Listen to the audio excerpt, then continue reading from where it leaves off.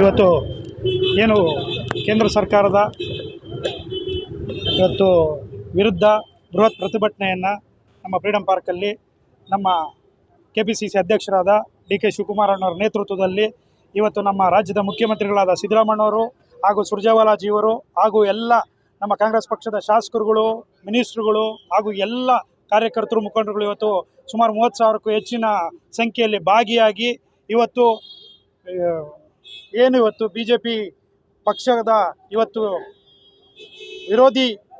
ವಿರೋಧಿ ನೀತಿ ಅವರು ಅಳವಡಿಸ್ತಿದ್ದಾರೆ. ಇವತ್ತು ಇಡೀ ನಮ್ಮ ನಾಗರಿಕರ ಪ್ರತಿಯೊಬ್ಬ ಜನಸಾಮಾನ್ಯರಿಗೂ ಕೂಡ ತುಂಬ ತೊಂದರೆ ಆಗ್ತಾಯಿದೆ. ಇವತ್ತು ಗ್ಯಾಸ್ ಸಿಲಿಂಡರ್ನ ಬೆಲೆ ಹೆಚ್ಚಿರೋದಿರ್ಬೋದು, ಪೆಟ್ರೋಲ್ ಬೆಲೆ ಹೆಚ್ಚಿರೋದಿರ್ಬೋದು, ಅದರಿಂದ ಜನಸಾಮಾನ್ಯರಿಗೆ ಇವತ್ತು ಜೀವನ ಮಾಡೋದು ತುಂಬ ಕಷ್ಟಕರವಾಗಿದೆ.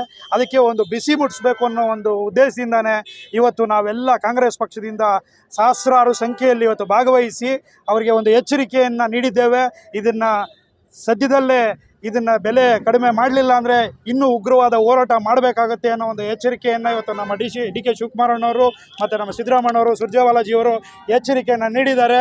ಮುಂದಿನ ದಿನಗಳಲ್ಲಿ ಇದನ್ನು ಕಡಿಮೆ ಮಾಡಲಿಲ್ಲ ಅಂತಂದರೆ ಖಂಡಿತ ಇನ್ನೂ ಉಗ್ರ ಹೋರಾಟಕ್ಕೆ ನಾವೆಲ್ಲರೂ ಸೇರಿ ಇಳಿಬೇಕಾಗುತ್ತೆ. ಇವತ್ತು ನಮ್ಮ ಶಿಡ್ಲಘಟ್ಟ ವಿಧಾನಸಭಾ ಕ್ಷೇತ್ರದ ಕಾಂಗ್ರೆಸ್ ಅಭ್ಯರ್ಥಿ ನಾನಲ್ಲಿ ಅಲ್ಲಿ ಸುಮಾರು 2,000ಕ್ಕೆ ಹೆಚ್ಚಿನ ಜನ ಒಂದು 25 ಬಸ್ಸುಗಳಲ್ಲಿ ಹಾಗೂ ಕಾರುಗಳಲ್ಲಿ ಈ ಒಂದು ಕಾರ್ಯಕ್ರಮಕ್ಕೆ ಭಾಗಿಯಾಗಿ ಎಲ್ಲರೂ ಕೂಡ ಭಾಗಿಯಾಗಿ ಈ ಕಾರ್ಯಕ್ರಮನ ಯಶಸ್ವಿಗೊಳಿಸಿದ್ದಾರೆ. ಅವ್ರಿಗೆಲ್ಲರಿಗೂ ಕೂಡ ತುಂಬ ಹೃದಯ ಧನ್ಯವಾದಗಳನ್ನ ತಿಳಿಸ್ತಿದ್ದೀನಿ. ಎಲ್ರಿಗೂ ಒಳ್ಳೆಯದಾಗಲಿ. ಈಗ BJP ಅವರಿಗೆ ಏನು ಮಾಡ್ತಿದ್ದಾರೆ ಅಂತಂದರೆ ನೋಡಿ, ಅವ್ರದ್ದೇ ಕೇಂದ್ರ ಸರ್ಕಾರ ಇಟ್ಕೊಂಡು ಅವರೇ ಧರಣಿ ಮಾಡ್ತಾರೆ ಅಂತಂದರೆ ಅವ್ರಿಗೆ ಜ್ಞಾನ ಇದೆಯೋ, ಪ್ರಜ್ಞೆ ಇದೆಯೋ ಇಲ್ವೋ ಅಂತ ಅದರಲ್ಲಿ ಅವರೇ ತಿಳ್ಕೊಬೇಕಾಗತ್ತೆ. ಯಾಕೆಂದರೆ ಇವತ್ತು ಗ್ಯಾಸ್ ಬೆಲೆ ಇರ್ಬೋದು, ಪೆಟ್ರೋಲ್ ಬೆಲೆ ಇರ್ಬೋದು, ಇವತ್ತು ಕೇಂದ್ರ ಸರ್ಕಾರದಿಂದ ಕೇಂದ್ರ ತಗೊಂಡಿರೋಂಥ ತೀರ್ಮಾನ, ಅದು ಹೆಚ್ಚಿನ ಬೆಲೆ ಇವತ್ತು ಅಲ್ಲಿಂದ ಮಾಡಿರೋವಂಥದ್ದು. ಅದಕ್ಕೆ ಅವರೇ ಹೋರಾಟ ಮಾಡ್ತಾರೆ ಅಂತಂದರೆ ಅವ್ರಿಗೆ ನಿಜವಾಗ್ಲೂ ಕೂಡ ಅವರ ತಲೆ ಹೋಗಿ ಅವರು ನಿಮ್ಹಾನ್ಸ್ ಹಾಸ್ಪಿಟಲ್ ಚೆಕ್ ಮಾಡಿಸ್ಕೋಬೇಕಾಗತ್ತೆ ಅನ್ನೋ ಒಂದು ಮಾತನ್ನು